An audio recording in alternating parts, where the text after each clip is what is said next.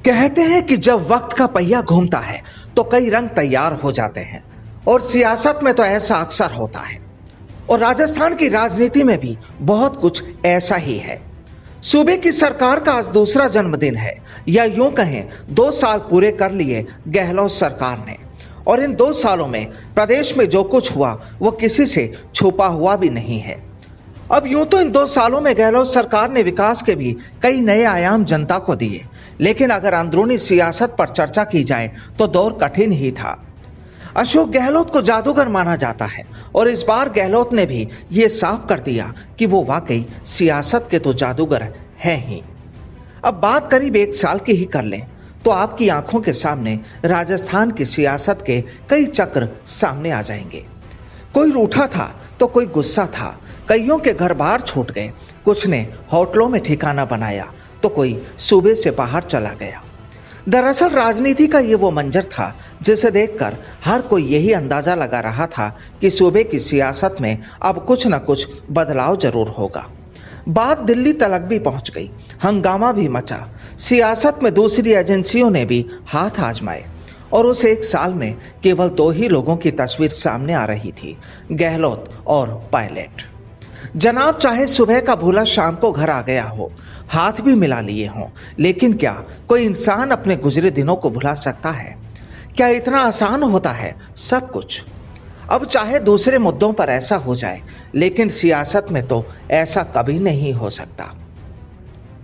एक एक बात, एक एक दिन, एक एक तस्वीर, सब कुछ याद रहता है हुजूर, और वो इन साहब को भी अच्छी तरह से याद है। मासूम चेहरा, हिंदी इंग्लिश में अच्छी कमांड बोलने की, मीडिया को इम्प्रेस कर रखा पूरे कंट्री के अंदर। और जैसे मैंने बहुत मेहनत करी है और मैं लेके आज राजस्थान के अंदर, वो तो राजस्थान की जनता जानती है कितना कॉन्ट्रीब्यूशन का था।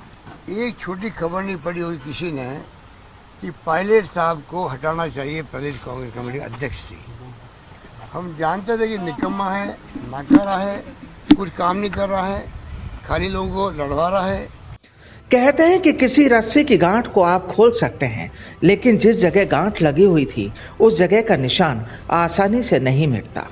और राजस्थान की सियासत में भी गाहे बगाहे ऐसा ही कुछ नजर आता है। अक्सर माना यह भी जाता है कि वक्त कब बदल जाए कुछ कहा नहीं जा सकता। अब 2 दिन पहले की ही इस तस्वीर को देख लीजिए। कुछ महीने पहले सूबे के जो मंत्री पायलट की उड़ान में काट कर रहे थे वो ही अब सखा बने हुए थे।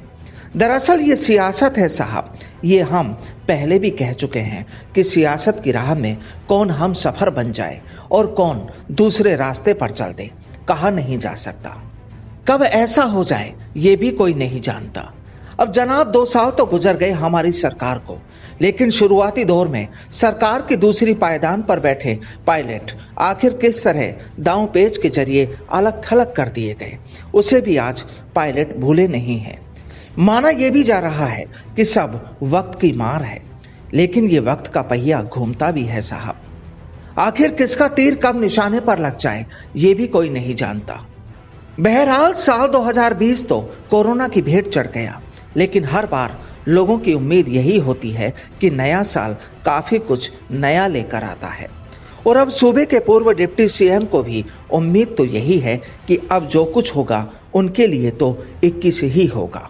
और इतना भी तय है कि ये साहब भी कुछ उलझे हुए तो है।